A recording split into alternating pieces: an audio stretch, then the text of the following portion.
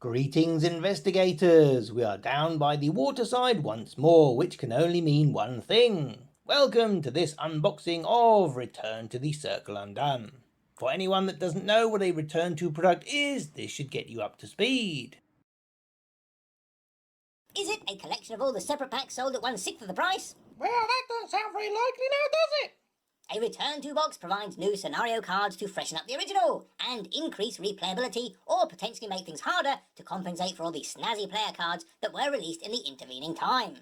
It also provides a sturdy storage box, a full set of encounter card dividers, including those for the core box encounter sets it uses, and upgraded versions of selected player cards, generally 2 per class, and maybe a weakness or 2. So far, every campaign receives one of these boxes 2 years after its deluxe box comes out. For more information, check out our mighty 3-part epic video about the return to the Night of the Zealot. It's got jokes in, and way more information than you could ever need, including sun protection and water safety. The original campaign debuted in January 2019, so it has been 2.5 years since we visited witch-haunted Arkham, and that seems like a great time to go back and see what has changed. And with 84 new scenario cards, then potentially quite a lot. Incidentally, this is the most scenario cards of any of the Return to boxes to date. As always, there are new treacheries, new enemies, and what we love most are new story assets that we can carry along with us throughout the campaign. There are many reasons to purchase a Return to box, from the sturdy storage to the revitalizing of the scenario to the handy insert you can use for whatever. But as we will no longer be receiving a new dose of player cards every month, this tiny pack here has become more valuable. And yes, well predicted, this product has the most player cards of any of the Return to boxes to date as well.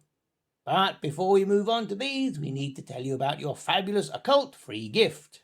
Despite what it looks like, this Junior Satanist starter kit isn't your gateway to meddle with forces beyond the ken of man. You will still need heavy metal for that. But rather, these are a series of colourful bonuses and penalties that you can use to spice up your gameplay through a convoluted random selection process to be found in the rules booklet. Why yes, this is the largest rules insert for a Return to product. Are you sensing a theme here? It is so big at 8 pages that it even has staples. As well as the usual achievement nonsense, the bulk of this is made up of additional scenario resolutions, so you can actually have a different ending to many of these adventures. There is also a way to skip through the prologue scenario by drawing tarot cards for each player and consulting a list of what happened to their character based on the result. In your other Ziploc bag is a selection of dividers for the core box and campaign encounter sets. Wait for it, which is the most dividers ever given away in a Return to product, something you can again thank the prologue scenario for. Alright, now we are on to the good stuff. So, what was the Circle Undone best known for in terms of player cards? That's right, the living hell that were multi-class cards. They're mucking about with those in the FAQ again. Well, that's not surprising. What is surprising is that there isn't a single multi-class card anywhere to be seen. And there aren't numerous ones either, clever clogs. Clearly this idea was too problematic, and the designers dropped it like a hot potato, never to return to it.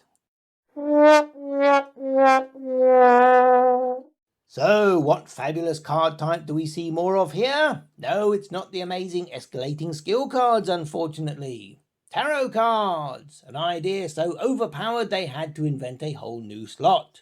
These only appeared in the original deluxe box and were so potent they couldn't possibly make more than 1 per class. Unlike the board game, where they've been cranking these things out in every expansion like there is no tomorrow. Here we see 1 new tarot card per class, and they do try and be thematic, or at least useful to a certain playstyle.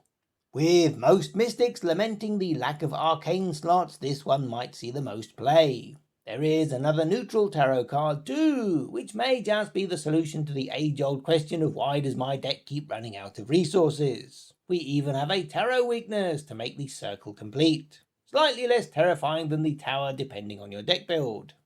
And if you can't get enough tarot slots, then this handy new Moomin pendant can take you up to 4 and allow you to pack your deck full of all the tarot cards, as all your unused ones now turn into unexpected courage. Finally, a viable Lola Haze build. Hooray! Tarot cards aside, each class gets another upgraded card with seemingly no logic or theme to connect them. Some are bonded cards, but most aren't. And there are even 2 which specifically reference the new tarot deck. Yes, you may have a brief slideshow. No, it won't be the longest slideshow of any Return to box.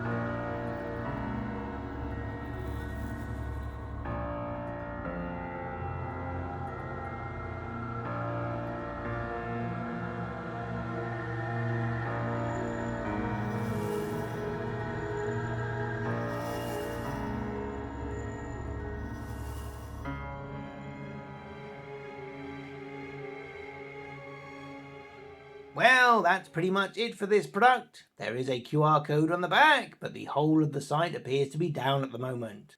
Due to pandemic delays, we assume this product was actually released in Europe and Canada before the US, so this may explain why we have ours and you don't have yours yet.